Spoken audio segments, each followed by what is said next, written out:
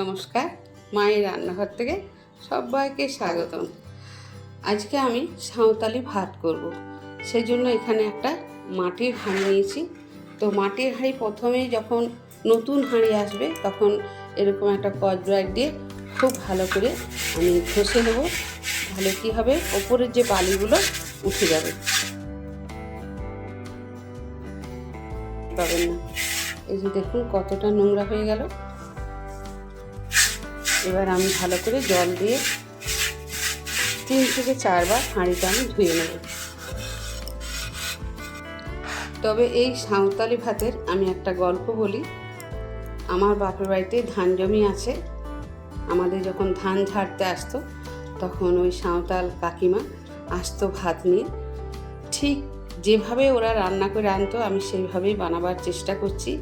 আর ওদের সাথে শীতকালের মরশুমে অনেকখানি আমার বড় হয়ে ওঠা। তো পরের স্টেপে চলে যাই। এখানে অড়হর ডাল নিয়েছি আর মুসুর ডাল নিয়েছি। ডালের কোনো তারতম্য নেই, আপনি বাড়িতে যা ডাল আছে সেই ডাল দিয়ে বানাতে পারেন।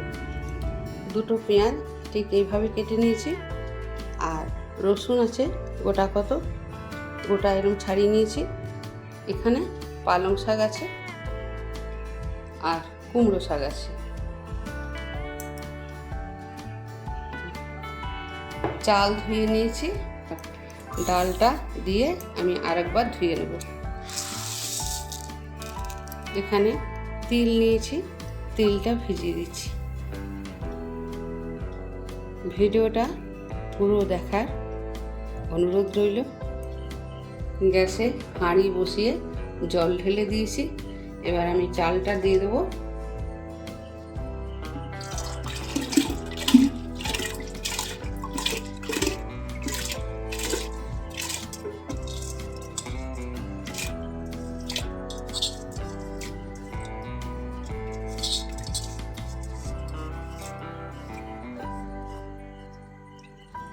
সবজিগুলো দিয়ে দিচ্ছি।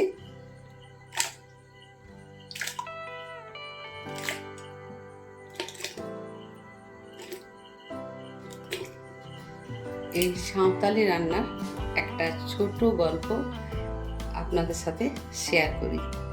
সাঁওতালি রান্না বলতে আমাদের বাড়িতে শীতকালে ধান ঝাড়া হতো। তো ধান ঝাড়তে এলে এরকম ভাত করে নিয়ে আসতো। ওরা গামছায় বেঁধে ভাত নিয়ে আসতো। তো এত টেস্টি হতো, মাকে লুকিয়ে লুকিয়ে ওদের সাথে এই ভাতটা খেতাম। তো অনেক বছর পর দেখা হলো আমার সাথে।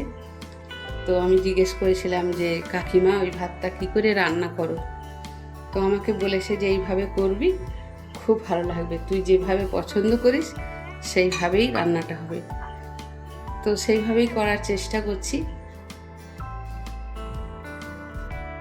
ভারতী নাম ছিল সেই কাকিমা। তো সেই কাকিমার কাছ থেকে শিখে এই রেসিপিটা আমি করছি। শীতকাল মানেই এই রান্না ওদের বাড়িতে হতো।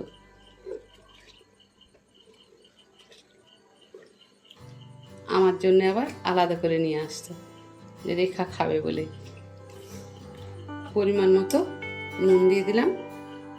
তো সেই ভারতী কাকিমার সাথে দেখা হলেই যেন বুকে জড়িয়ে ধরবে আমাকে, এতটাই ভালোবাসতো। এখন বয়স হয়ে গেছে, খুব একটা হাঁটাচলাও করতে পারে না।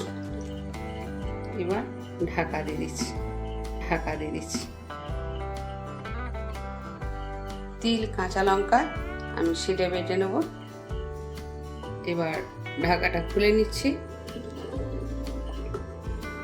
এই মাটির হাঁড়িতে কাঠের জালে করলে বেশি ভালো হয় আর তাড়াতাড়ি হয়। গ্যাসে করেছি সেজন্য আমার 1 ঘন্টা সময় লেগেছে, কারণ মাটির হাঁড়ি গরম হতে অনেকটাই সময় লেগে যায়। তো সেদ্ধ হয়ে গেছে, দেখুন খুব ভালোভাবে সেদ্ধ হয়েছে। আমি নুনটা টেস্ট করে দেখলাম আর একটু লাগবে। যে তিল বেটেছিলাম, তিল কাঁচা লঙ্কা আমি দিয়ে দিলাম। এই তিল বাটা দিলে ভাতের স্বাদটা একদম পাল্টে যাবে। আবার আমি ভালো করে নেড়ে নেব। কমপ্লিট হয়ে গেছে একদম। তবে আমি মাঝে মাঝে ঢাকা খুলে খুলে আমি নেড়েছি। এভাবে নাড়তে হবে, আর কাঠের জালে করলে তো কথাই নেই, বসেই থাকতে হবে। উপর থেকে এবার সর্ষের তেল দিয়ে দিচ্ছি।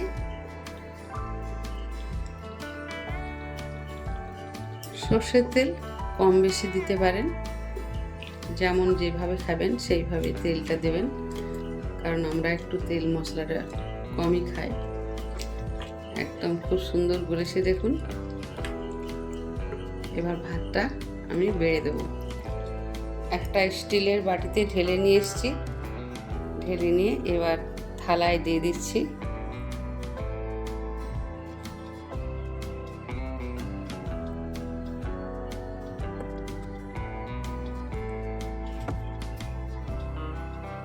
এখানে একটু তিল বাটা দিয়ে খেতে খুব ভালো লাগে।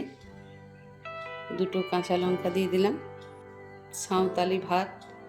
ভিডিওটা আপনাদের কেমন লাগলো, আপনাদের মূল্যবান মতামত জানাতে একদম ভুলবেন না, এটা আমার অনুরোধ। ভিডিওটা লাইক, শেয়ার, সাবস্ক্রাইব করার অনুরোধ রইল। সবাই ভালো থাকুন, সুস্থ থাকুন। ধন্যবাদ। দু চারটে ওই ভারতী কাকিমাকে নিয়ে দুটো কথা বলি। ওনার এখন বয়স হয়ে গেছে, জানি না ভিডিওটা দেখতে পারবেন বা দেখবে কিনা আমি জানি না ঠিক। সুস্থ থাকুন বা ভালো থাকুন। তো উনি কাউকে মানে ওদের জাতিটা আর কি, আপনি আগে করে কাউকে কথা বলতো না, সবাইকে তুই তুই করে কথা বলে। সবাই বড় ছোট সবার সাথে তুই বলে ওরা বেশি খুশি হয়। তো আমাকে বলেছিল সবজিকে তরকারি বলে, তাহলে যা যা তরকারি থাকবে তাই তাই দিবি বেটা, দেখবি খুব সুন্দর রান্নাটা হবে। তাই আমি এখানে শেষ করছি, আবার ফিরে আসবো পরের ভিডিও নিয়ে।